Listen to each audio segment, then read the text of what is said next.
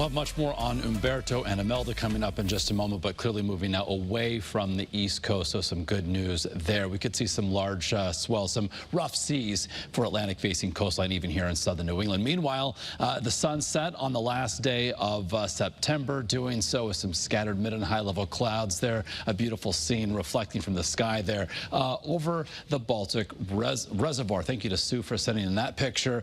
Then just within the last couple of hours, Dan Butler up in Staffordville capturing the northern lights. So some clearing there happening, of course, thanks to a strong geomagnetic storm. So the month of September ending a little bit warmer than normal and certainly drier compared to average. We've got a deficit around 1 inch for the Hartford area. Now looking forward in the month of October, our average high goes from 70 tomorrow to 58 by Halloween. So a 12-degree drop there and about a 10-degree drop when it comes to our low temperature over the 31-day period. We average just over 4.5 inches of precip, and we use that word because that includes the liquid equivalent of anything frozen, and we do average 0.7 of an inch of snow in the 10th month of the year. So right now we're scanning clear and dry, of course, on the state's only live radar, and that will be the case for the foreseeable future.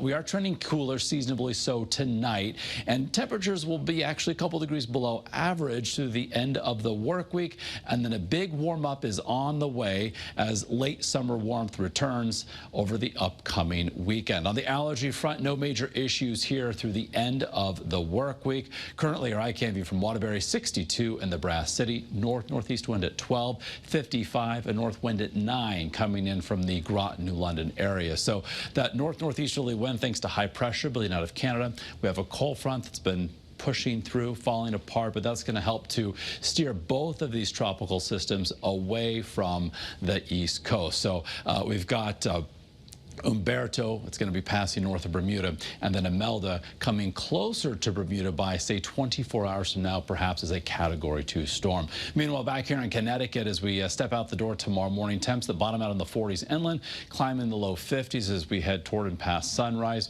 We'll warm into the mid-50s along the 95 corridor. Now, tomorrow, the wind, it's going to be noticeable, but not terribly strong. We're talking about gusts 20-25 miles an hour out of the north and northeast as temperatures tomorrow peak in the mid and upper 60s. So temperatures, again, a couple degrees below average for this time of year, certainly much cooler than it has been as of late. So perhaps you needed the air conditioning this past weekend. You may need it again this upcoming weekend, but in the meantime, you can give it a break. That is for sure. You may need a jacket throughout the day tomorrow. We've got some chilly mornings on tap, some pleasantly cool afternoons. That wind tomorrow up again, high pressure to our northwest, building in our direction, and Umberto offshore. But as high pressure gets closer, the wind subsides tomorrow night, and that will be the case through Thursday and into Friday. So lots of sunshine with the big blue H in control. So Thursday, 40s. To start again, inland low 50s at the shoreline. We only peak Thursday in the mid 60s. On our first alert 7-day forecast,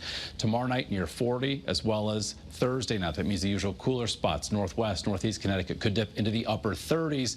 We rebound to the low 70s on Friday, back in the upper 70s, close to 80 on Saturday, lower 80s on Sunday. Even warmer weather, nearly 15 degrees above average as we head into early next week. So from Friday night football, the UConn's home game, to the Harwinton Fair, the Portland Fair, we're looking good for outdoor activities this weekend.